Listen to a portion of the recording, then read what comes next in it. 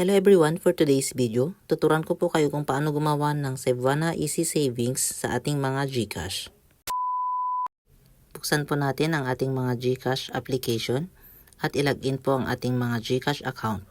At kapag nandito na po tayo sa homepage, makikita po natin dito ang GSave. Pinutin lamang po natin ito.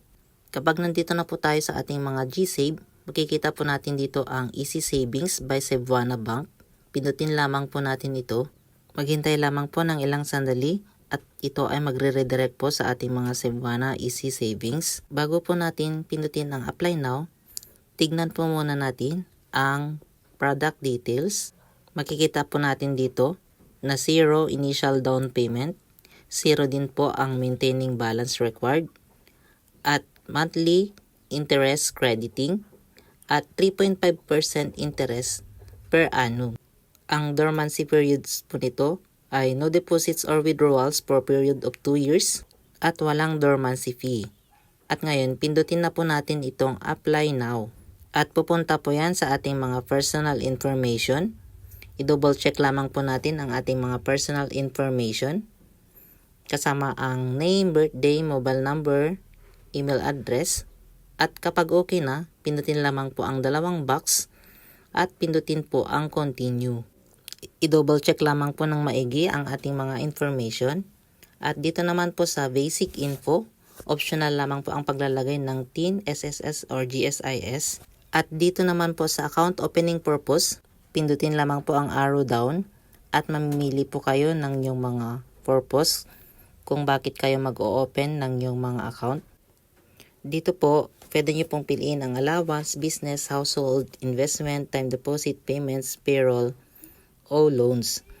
I-check lamang po ang box na katabi ng inyong mga napili at pagkatapos ay pindutin na po ninyo itong next na makikita sa ibaba. Dito naman po sa source of funds, piliin lamang po dito kung alin po dito ang inyong mga pinagkakakitaan. Bank deposit, business, contributions, other sources, regular remittance, at iba pa. Dito naman po sa select employment status, piliin lamang po dito kung employed, self-employed, or unemployed. At pagkatapos, pindutin lamang po ang next. Dito po sa sumunod na page, double check lamang po ang ating mga address information.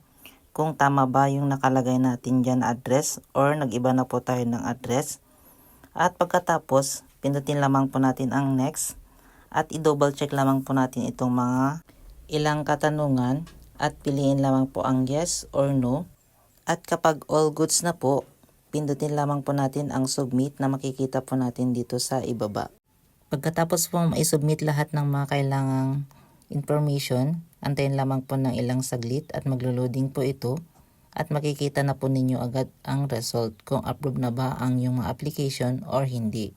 At ayan na nga yung result. Congratulations, your Easy Savings account has been successfully opened in GSave.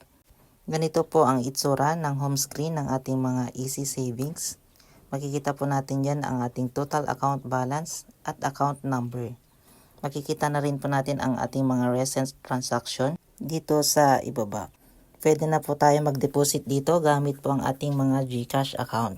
So ganyan lamang po kadali mag-open ng ating mga Easy Savings sa ating mga GSave accounts sa GCash. Sana ay may natutunan po ulit kayo sa ating video. Don't forget to click the subscribe button and bell all para lagi po kayong updated sa lahat ng ating mga bagong content.